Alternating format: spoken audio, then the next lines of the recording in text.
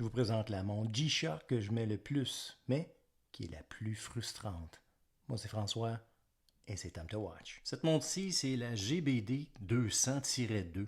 Le tiret 2, c'est pour le code de couleur. C'est une des raisons aussi pour laquelle je mets cette montre très souvent, c'est ce bleu. Ce bleu est fascinant. L'autre raison, c'est le contraste sur l'affichage. C'est grâce à la technologie MIP, Memory in Pixel, qui accorde un haut contraste et aussi une consommation réduite. Mais la technologie MIP, ça sera pour une autre vidéo. Cette G-Shock fait partie de la ligne G-Squad. Elle est similaire à la toute première montre qui est sortie en 1983 parce qu'elle est plutôt carrée. Par contre, elle est dédiée à l'entraînement. Elle a un compteur de pas et aussi elle a un bouton pour démarrer l'entraînement. Elle est aussi une montre qui peut se brancher sur votre téléphone intelligent et bénéficier des data GPS ainsi que les notifications.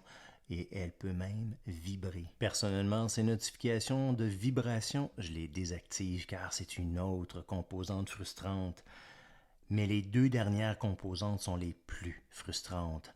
Il y a plein de fonctions, dont des alarmes, l'heure internationale, un chronomètre même, mais il n'y a pas de compte à rebours. Sur une montre, cette fonction, c'est la fonction que j'utilise le plus. Donc, c'est frustrant de ne pas en avoir. L'autre composante, c'est le fait que lorsqu'on veut ajuster la montre de façon précise pour arriver sur le zéro, on doit peser sur le bouton et le zéro se manifeste lorsqu'on retire le doigt, qui est très contre-intuitif. Malgré ses composantes frustrantes, cette montre, je la porte très souvent parce qu'elle est très confortable. Entre autres parce qu'il y a beaucoup de trous ici d'ajustement pour pouvoir trouver un ajustement parfait pour votre poignet. Et elle est aussi très légère, à 60 grammes, mais ce n'est pas une petite montre. Elle a une largeur de 45,9 mm.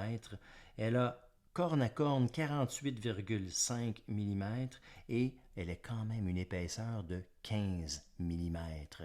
Mais malgré tout ça, c'est la montre que je mets le plus souvent. Moi, c'est François et j'espère qu'on se voit la prochaine fois.